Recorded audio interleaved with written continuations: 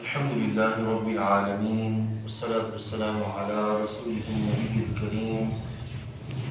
سيد الأنبياء والمرسلين وعلى آله وصحبه أجمعين. أما بعد فأعوذ بالله من الشيطان الرجيم. بسم الله الرحمن الرحيم.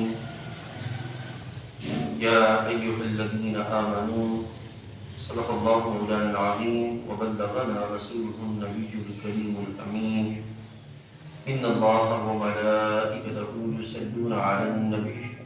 يا أيها الذين آمنوا صلوا عليه وسلموا تسليما. الصلاة والسلام عليك يا سيدي يا رسول الله وعلى آلك وأصحابك يا سيدي يا حبيب الله. الصلاة والسلام عليك يا سيدي يا نبي الله وعلى آلك وأصحابك يا سيدي يا نور الله. اللہ رب العزت جل وعلا کا کروڑ کا شکر ہے کہ اس کریم نے ہم سب کو ایک بار پھر نماز عشاء کی ادائیگی کے بعد علم دین سیکھنے کے لیے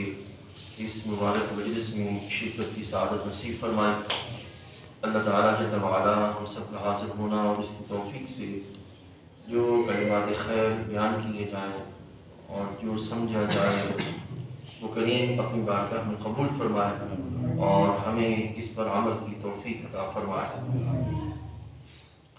آج انشاءاللہ عزیز آپ کے سامنے ہم ایمان کی بہاریں اس پر گفتگو کریں گے. ایمان اللہ تعالیٰ جل وعلا کا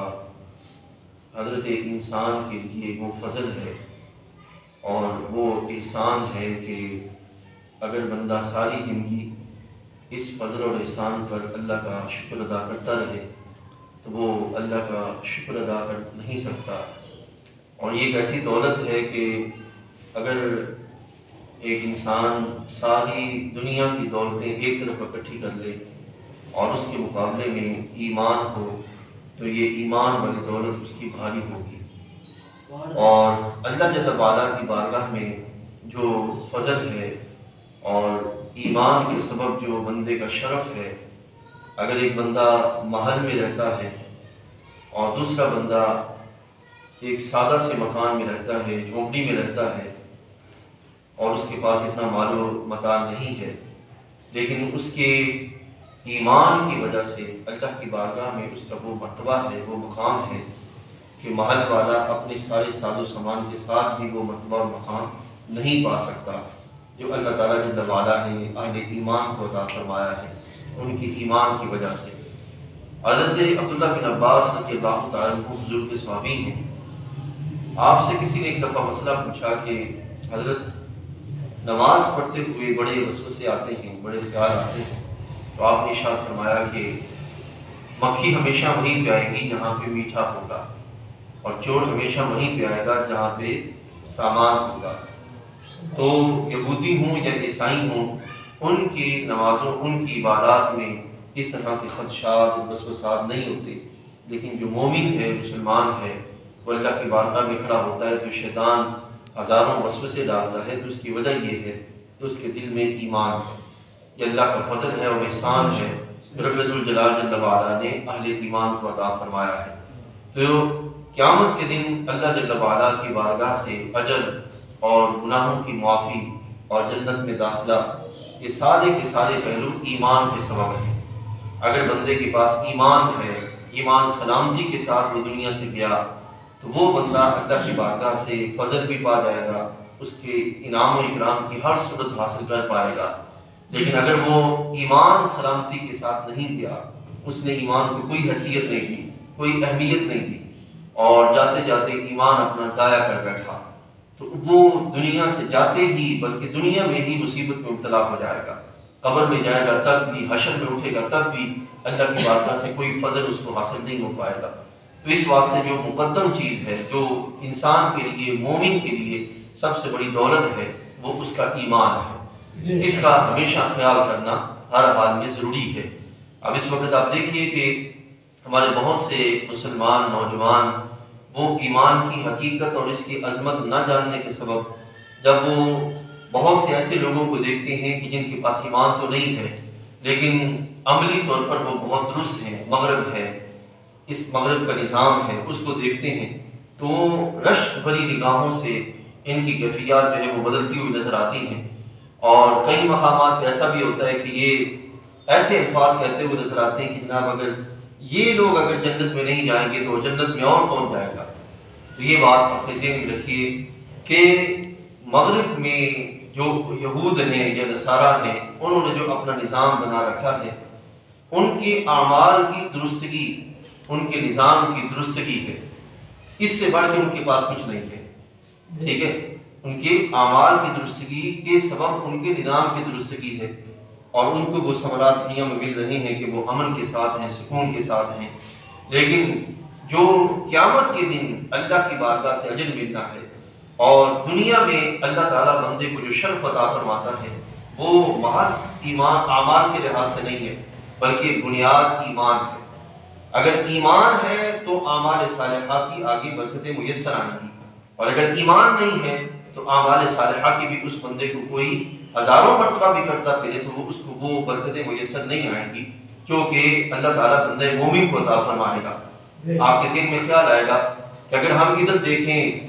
مشرق کی طرف تو مسلمانوں کا حال کیا ہے، کہ عادات میں بگاڑ ہے، حالات ہیں وہ فساد کا شکار ہے، تو کیا یہ جنت میں جائیں گے؟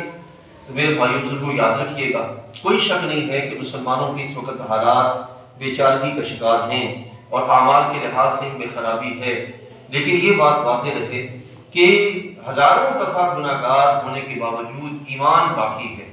اور یہ شرط ہے کہ اگر ایمان سلامت رہا دنیا سے جاتے ہوئے رب ذوالجلال جل وعلا بندہ مومن کو گناہوں سے سزا کا معاملہ یا اپنے فضل کی صورت میں معافی عطا کر کے اس کو جنت عطا فرمائے گا۔ اس بات سے کبھی بھی جو ہے وہ غیروں کی دولت کو دیکھ کر بندہ جو ہے وہ اس کے منہ میں پانی نہ آ جائے کہ دیکھیں جی یہ ایمان نہیں ہے، اس کے باوجود ان کو اتنا سکون ہے، ہم ایمان میں ہیں تو ہمارا حال کیا ہے؟ نہیں، ایمان اللہ جل وعلا کا وہ فضل ہے، وہ انعام ہے، اور وہ اللہ کی طرف سے اکرام ہے کہ جو بندہ اس پر ہے اس کو اگر دنیا میں مشقتیں ہیں بھی تو ان مشقتوں کے بدلے اللہ تعالیٰ کا فضل دنیا میں بھی میسر ہے اور آخرت میں بھی میسر ہے، لیکن اگر اس کے پاس انعام نہیں ہے تو اس کا ایمان نہیں ہے تو اس کا انجام یہ ہوگا کہ اس کو اس کا سارا صلہ دنیا میں تو دے دیا جائے گا لیکن آخرت میں اس کو اپنی بارگاہ سے اللہ تعالیٰ کچھ بھی عطا نہیں فرمائے گا۔ تو یہ بات ہم نے اپنے ذہن میں رکھنی ہے کہ ایمان اللہ تعالیٰ جل وعلا کا وہ فضل ہے۔ اب حدیث طیبہ میں آپ کو لیے چلتا ہوں، قرآن مجید فرقان حمید کا اگر مطالعہ کریں یہ بات واضح رہے، ایک ہے ایمان اور ایک ہے اعمال صالحہ۔ اعمال صالحہ ایمان کا تقاضا ضرور ہے، لیکن ایمان اپنی ذات میں یقین کامل کا نام ہے۔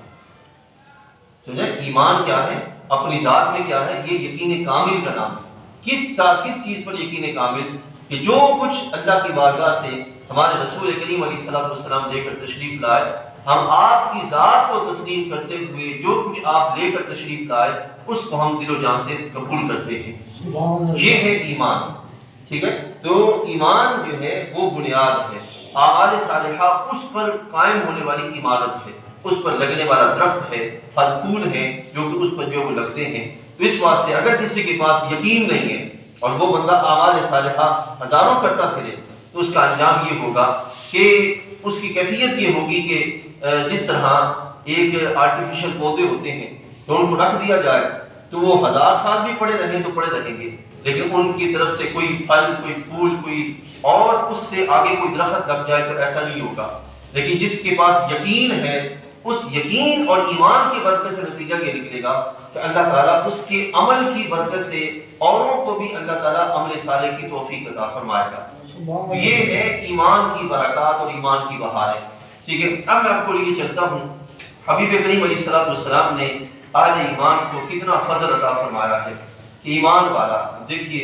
حدیث میں آتا ہے کہ نبی علیہ السلام نے فرمایا کہ ایک فرد بچپن سے لڑکپن، پھر جوانی، پھر بڑھاپا، پھر پکی جو وہ دیڑ عمر آ جاتی ہے، اس سارے دورانیے میں وہ ایمان پہ قائم رہا، وہ حرام کی طرف نہیں گیا، وہ اللہ کی جو ہے وہ کفر کی طرف نہیں گیا، اس ساری دورانیے کے اندر، جن کی 80 سال کا دور آ جاتا ہے، 90 سال کا دورانیہ آ جاتا ہے، وقت اس نے سارا اسلام بھی گزارا، تو سرکار دو عالم صلی اللہ علیہ وسلم نے فرمایا کہ جب ایسا بندہ وقت گزارتے گزارتے اسلام پہ قائم رہتے رہتے جب اس کی 80 سال کی عمر آئے گی، سرکار نے ارشاد فرمایا کہ ایمان پر قائم رہنے کے سبب اللہ تعالیٰ جب وہ بندہ اپنا بچپن، لڑکپن اور جوانی گزار چکا ہوگا تو 80 سال کی عمر پر پہنچ کر اللہ اس کے پچھلے سارے گناہ معاف فرما دے۔ اب دیکھیں تو صحیح، ایک لمحے کے لیے غور کریں، یہ کس کی برکتیں ہیں؟ ہو سکتا ہے اس بندے کے اعمال صالحہ اتنے نہ ہوں، لیکن ایمان پہ باقی رہنا، اللہ کی ربوبیت کو تسلیم کیے رکھنا، رسول کریم علیہ السلام کی نظام رسالت اور آپ کی شان نبوت کو تسلیم کیے رکھنا، اور آپ جس دعوت پر ہمیں بلا رہے تھے اسی پہ جو وہ قائم رہنا، تو یہ قائم رہنے کی اتنی برکات ہیں کہ بندے کو اللہ تعالیٰ جل وعلا سارے گناہ معاف فرما دے گا۔ اب 80 کی فگر میں دو پہلو ہیں، ایک یہ ہے کہ بندہ جو ہے وہ 80، 90 اور 70 سال کا ہو جائے، اور دوسرا یہ کہ اتنی عمر تک آ جائے کہ بڑھاپا اس پہ طاری ہو جائے، تو اس لحاظ سے حدیث میں آتا ہے کہ اللہ تعالیٰ محبوب کریم علیہ السلام نے فرمایا اللہ اس کے سارے گناہ معاف فرما دے گا۔ اور پھر دوسری طرف دیکھیے، حدیث طیبہ میں لیے چلتا ہوں، ایک ہے مومن، ایک ہے کافر۔ تکلیف مومن کو بھی آتی ہے، کافر کو بھی آتی ہے، دکھ مومن کو بھی آتا ہے، کافر کو بھی آتا ہے، لیکن مومن ہے ایمان والا اور کافر کے پاس ایمان نہیں ہے، تو وہ ایمان نہ ہونا، اس پر جو تکلیف آئے گی وہ اس کے لیے اذیت ہوگی، دنیا میں بھی ہوگی اور آخرت میں بھی ہوگی، چھ وقت کہ وہ ایمان نہ لے آئے۔ اور دوسری طرف نبی علیہ السلام نے مومن کے لحاظ سے ارشاد فرمایا کہ مومن کی اتنی بلند شان ہے، سرکار نے ارشاد فرمایا صلی اللہ علیہ وسلم کہ عن ابی سعید اور ابی ہریرہ رضی اللہ تعالی عنہما عن النبی صلی اللہ علیہ وسلم، حضرت ابو سعید خدری فرماتے ہیں اور حضرت ابو ہریرہ فرماتے ہیں کہ نبی علیہ السلام نے ارشاد فرمایا ما یصیب المسلم، کہ مومن مسلمان، یہ یاد رکھیے گا مومن اور مسلمان ایک دوسرے کے مترادفات کے طور پر بھی آتے ہیں، ٹھیک ہے نا، ایک دوسرے کے مترادف کے طور پر بھی استعمال ہوتے ہیں۔ فرمایا ما یصیب المسلم، نہیں پہنچتی مسلمان کو من نصب ولا وصب، کوئی دکھ اور تھکاوٹ اور کوئی بیماری، ولا ہم اور کوئی غم، ولا حزن اور کوئی دکھ، ولا حزن یا کوئی تکلیف، ولا غم حتی الشوکہ یشاقھا، سرکار نے ارشاد فرمایا کہ مومن مسلمان کو دکھ آئے، غم آئے، تکلیف آئے، اذیت آئے، کوئی بھی پہلو آئے، یہاں تک کہ اس کے ہاتھ میں کانٹا بھی چبھے، یہ ساری چیزیں بیان فرمائیں۔ ایک طرف ہے کافر اور ایک طرف ہے مومن، کافر کو یہ ساری چیزیں آئیں تو اس کے لیے عذاب ہے، لیکن سرکار نے فرمایا مومن کو یہ ساری چیزیں آئیں، وہ بیمار ہو جائے، وہ پریشان ہو جائے، وہ دکھ میں مبتلا ہو جائے، وہ غمگین ہو جائے، اس سے کوئی اذیت آ جائے، یہاں تک کہ اس کو کانٹا چبھے، نبی علیہ السلام نے فرمایا کہ یہ ساری چیزیں اللہ تعالیٰ اس کے گناہوں کی معافی کا سبب بنا دے گا۔ یہ وہ فضل ہے جو اللہ تعالیٰ کس کے سبب بتا رہا ہے؟ ایمان کے سبب۔ ایمان سلامت ہے تو یہ ساری باتیں میسر ہیں کہ تکلیف ہو تو اللہ فضل فرما دیتا ہے، تکلیف ہو تو اللہ تعالیٰ معاف فرما دے، غم آئے تو اللہ تعالیٰ اس پر جو ہے وہ کرم فرما دے۔ یہ کس لحاظ سے ہے کہ مومن کو اس کے ایمان کے لحاظ سے، اور اگر کوئی بندہ جو ہے وہ ایمان کی پرواہ ہی نہ کرے اور ایمان کی طرف توجہ ہی نہ دے کہ کہیں گے نہیں کوئی مسئلہ نہیں، سب برابر ہیں، سب ایک جیسے ہیں، سب کے پاس بیٹھنا چاہیے، سب کے پاس جو ہے وہ سب کے نظریات بھی ٹھیک ہیں، سب کے معاملات بھی ٹھیک ہیں، صرف اس طرح وقت گزارے، تو یہ اس کا اس طرح سوچنا اس کے لیے دنیا اور آخرت میں اذیت کا سبب ہوگا۔ تو اس کو پتہ ہی نہیں ہے کہ میرے پاس جو دولت ہے اس کی کتنی ویلیو ہے اور کتنا اس کا جو وہ اللہ کی بارگاہ میں انعام ہے، اجر ہے، تو اس کو جو وہ اس بات کا خیال رکھنا چاہیے۔ پھر دوسری حدیث طیبہ میں نبی علیہ السلام نے ارشاد فرمایا عن ابی ہریرہ رضی اللہ تعالی عنہ، حضرت ابو ہریرہ فرماتے ہیں کہ نبی علیہ السلام نے فرمایا ما یزال البلاء بالمؤمن والمؤمنہ فی نفسہ وولدہ ومالہ، سرکار نے فرمایا کہ مومن مرد اور مومن عورت،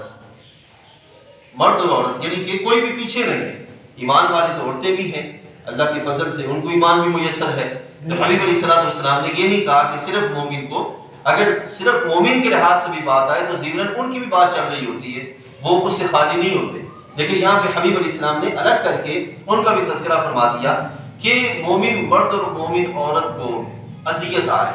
کس کے لحاظ سے؟ فرمایا فی نفسی ہی، اس کی جان کے لحاظ سے، آزمائش آ جائے، بیماری آ جائے، دکھ آ جائے، کوئی اور معاملہ آ جائے، دوسرا وولدہ ہی، اس کے اولاد کے لحاظ سے، ومالہ، اس کے مال کے اعتبار سے، ٹھیک ہے نا، مال چوری ہو جائے، کاروبار میں لگایا نقصان ہو جائے، کھیتی میں لگایا کھیتی ضائع ہو جائے، یا اس طرح کے اور بڑے معاملات ہیں، نبی علیہ السلام نے فرمایا کہ ما یزال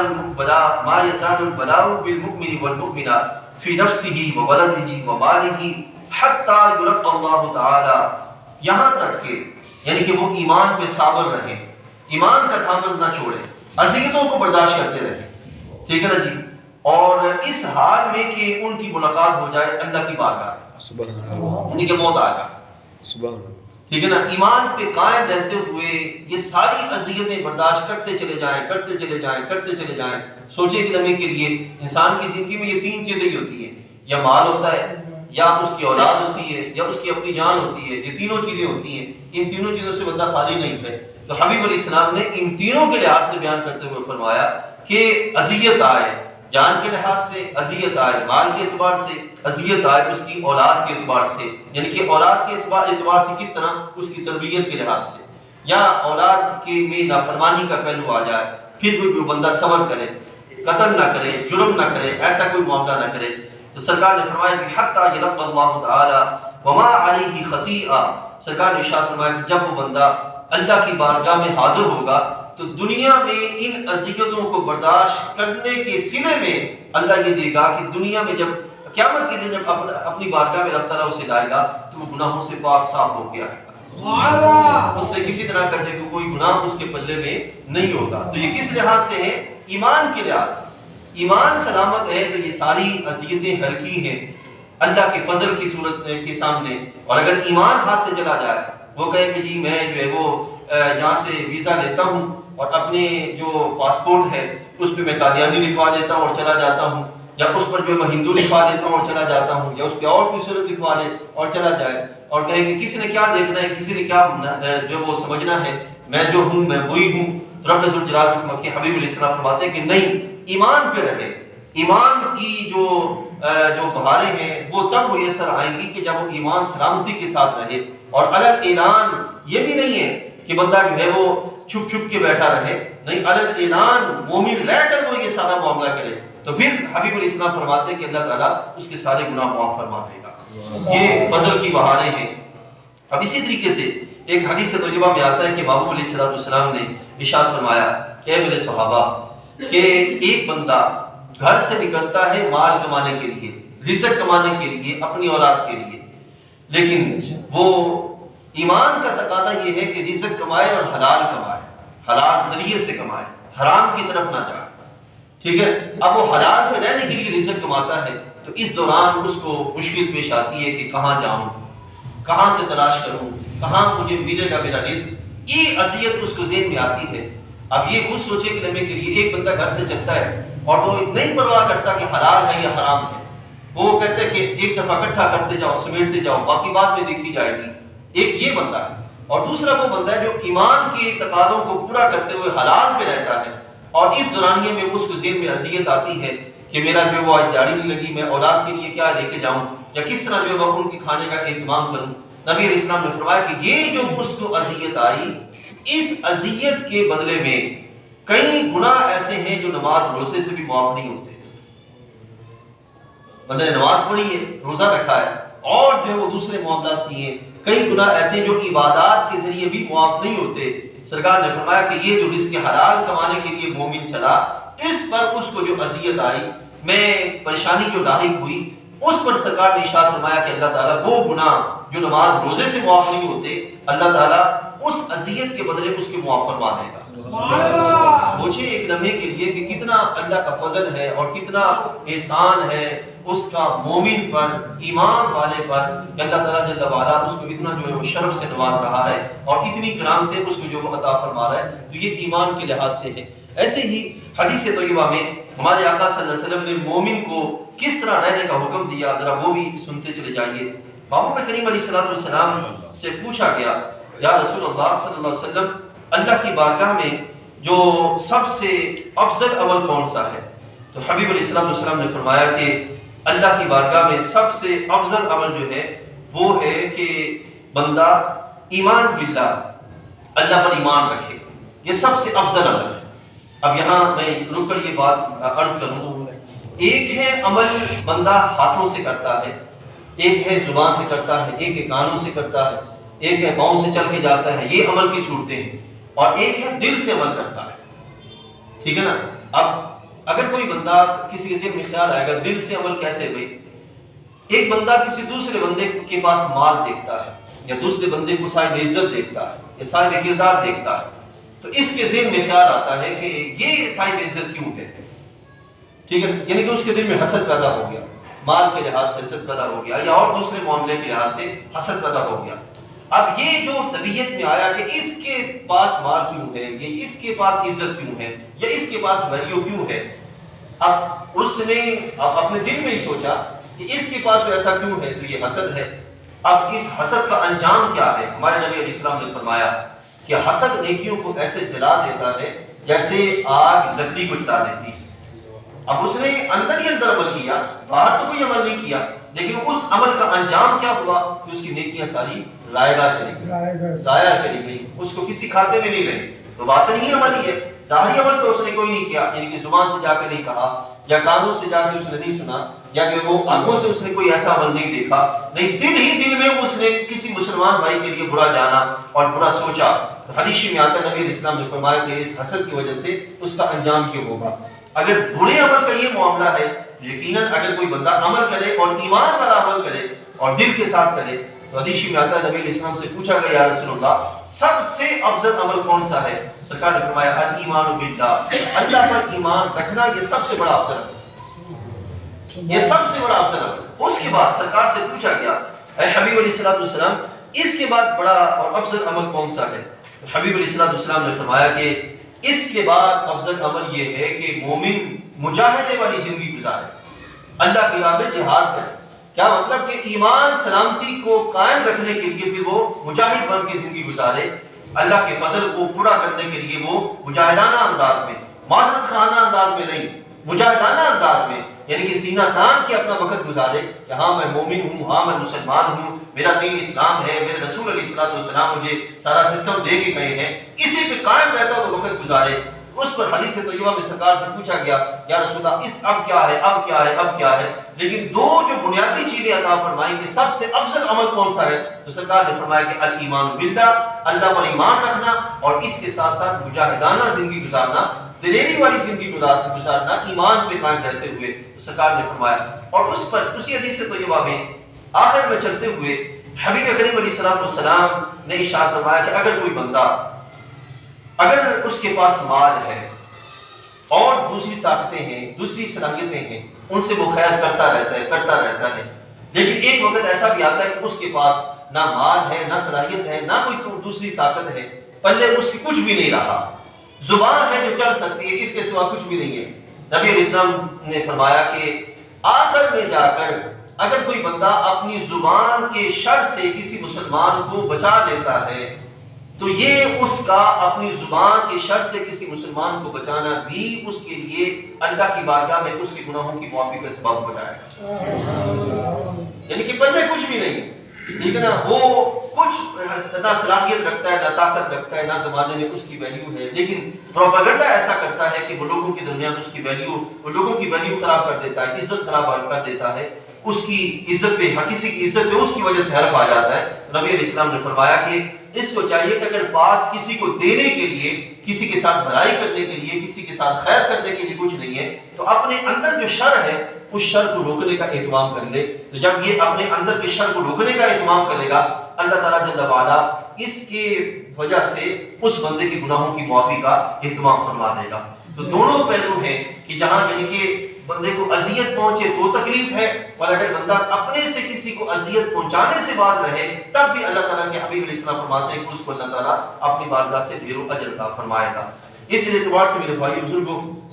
آج کے اس دور کے اندر جو بڑی ایک ناقص پہلو چل رہا ہے کہ جو وقت آگے بڑھ رہا ہے تو یہ کیفیت ہے کہ ایمان کا جو دائرہ ہے وہ کمزور ہوتا چلا جا رہا ہے، ایمان کا جو دائرہ ہے یہ کمزور ہوتا چلا جا رہا ہے، اور خاص طور پر ہمارے اب جو نیکسٹ جنریشن ہے ان میں یہ معاملہ بڑی تیزی جو ہے وہ سامنے آ رہا ہے، ایمان کا دائرہ کمزور ہونا۔ اب یہ ساری چیزیں کس وجہ سے ہیں؟ ایمان سلامتی کے سبب اور ایمان کی مضبوطی کے سبب، لیکن اگر یہ ساری چیزیں ایمان ہی نہ ہو تو پھر یہ کیسے میسر آئیں گی؟ تو اس واسطے سب سے مقدم چیز کیا ہے کہ ایمان کو سنبھالنا اور ایمان کے تقاضوں کو پورا کرنے کا اہتمام کرنا۔ دو چیزیں آپ کو عرض یہ دیتا ہوں، ایمان باقی کیسے رہے گا اور ایمان میں جو وہ مضبوطی کیسے آئے گی۔ پہلی چیز ہے جو ایمان میں مضبوطی کا سبب بنتی ہے وہ ہے خوف الہی، اللہ کا خوف سب سے پہلی چیز ہے جو کہ ایمان میں مضبوطی کا سبب بنتی ہے۔ اگر خوف الہی نہ ہو تو سرکشی آ جائے، بغاوت آ جائے، اللہ کی نافرمانی کھلے عام ہونے لگے اور اللہ تعالیٰ جل وعلا کی بارگاہ سے دوری کے اسباب بھی دنیا میں موجود ہے، بندہ اپنے نفس کے سبب بھاگ کے اس کی طرف جائے۔ تو پہلی چیز کیا ہے کہ بندہ جو ہے وہ خوف الہی اپنے اندر جو وہ پیدا کرے، اور دوسری جو چیز ہے کہ جس کے سبب ایمان کی مضبوطی کا سامان بنتا ہے وہ ہے محبت الہی اور محبت رسول علیہ السلام۔ یہ دوسری چیز ہے، یہ ایمان کی مضبوطی کے اسباب ہیں، ٹھیک ہے۔ اب انشاءاللہ اسی اگلی نشست میں جب ہم بیٹھیں گے تو اس میں اس چیز کو جو بیان کروں گا کہ حبیب کریم علیہ السلام نے اس پہلو کو بھی جو باقاعدہ بیان فرمایا، لیکن صرف آج اتنا سمجھ لیجیے کہ ایمان اس بیج کی طرح ہے جس کو زمین میں لگایا جاتا ہے، اس کی باقاعدہ جب رکھوالی کی جائے، اس کو بر وقت کھاد دی جائے، پانی دیا جائے، اس کا خیال کیا جائے، تو اس بیج کی دو جہتیں بنتی ہیں، ایک جہت بنتی ہے اوپر کی طرف اور ایک جہت بنتی ہے نیچے کی طرف۔ نیچے کی طرف جو بنتی ہے وہ ہوتی ہیں جڑیں، جس کے سبب وہ پودا قائم رہتا ہے، اور اوپر کی سبب جو جہت بنتی ہے وہ بنتا ہے تنا، جس کے سبب اس کا پھل جو ہے وہ برآمد ہوتا ہے۔ اگر ایمان سلامت رہے اور اس کی حفاظت کی جائے اور اس پر قائم رہا جائے تو پھر یہ اندر بندے کو سنبھالتا ہے، یہ بندے کو برائی کی طرف جانے نہیں دیتا، اس سے برائی ہوتی نہیں۔ اور اگر اندر مضبوط ہوگا تو لا محالہ کانوں سے بھی وہ برائی نہیں سنے گا، زبان سے برائی کرے گا نہیں، ہاتھوں سے برائی کی طرف جائے گا نہیں، اور اس سے اچھے اثرات میں وہ مرتب ہوں گے۔ اور یہ آج کے اس دور کے اندر جو وہ اثر ضروری ہے۔ کئی ہمارے دوست ہیں اور ہماری بہت ساری جگہوں پر مجالس وہ الا ماشاءاللہ ایسی رہی بھی نہیں ہے کہ وہاں پر جو ہے وہ ایمان کی سلامتی کا جو وہ اہتمام ہو سکے۔ تو میرے بھائیوں، ایمان کی سلامتی کہاں ہوگی؟ جہاں بندہ جو وہ علم دین سیکھے گا اور سیکھ کر اس پر عمل کرنے کا اہتمام کرے گا، پھر نتیجہ یہ نکلے گا کہ اللہ تعالیٰ جل وعلا اپنے فضل کی بہاریں بھی عطا فرمائے گا۔ تو احباب جتنے بھی آپ تشریف لائے، اللہ تعالیٰ آپ سب